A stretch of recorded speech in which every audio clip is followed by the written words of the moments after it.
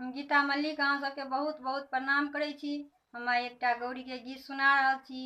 सुनू, नीक लागत तऽ लाइक करब, शेयर करब और सब्सक्राइब जरूर करब। बहिन गए कोना का पूजब उमा बड़ी महेश गए, गिरिजा गौरी गणेश गए ना। बहिन गए कोना का पूजब उमा बड़ी महेश गए, गिरिजा गौरी गणेश गए ना।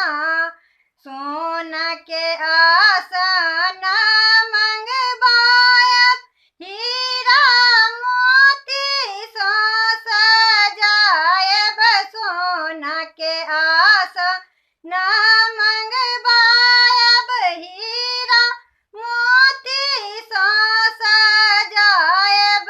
बहिन गए कोना का बैसायब उमा बड़ी महेश गई, गिरिजा गौरी गणेश गई ना।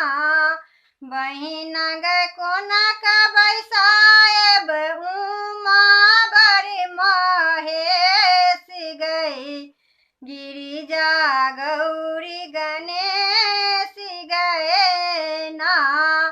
सोना के साजी मंगवायब, फूल बेलपत्र सो सजायब। सोना के साजी मंगवायब, फूल बेलपत्र सो सजायब। बहिन गए कोना का बैसायब उमा बड़ी महेश गई, गिरिजा गौरी गणेश गई ना।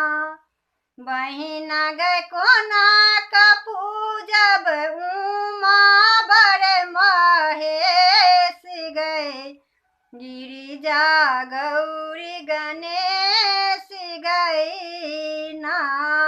सोना के सपरी मंगवायब, मटिया सिंदूरी सो भरवायब। सोना के सपरी मंगवायब, मटिया सिंदूरी सो भरवायब। बहिन गए कोना का बैसायब उमा बड़ी महेश गई, गिरिजा गौरी गणेश गए ना।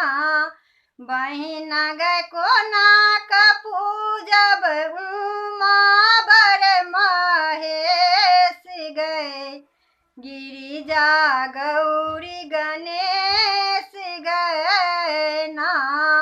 बहिन गए कोना का पूजब उमा बड़ी महेश गई, गिरिजा गौरी गणेश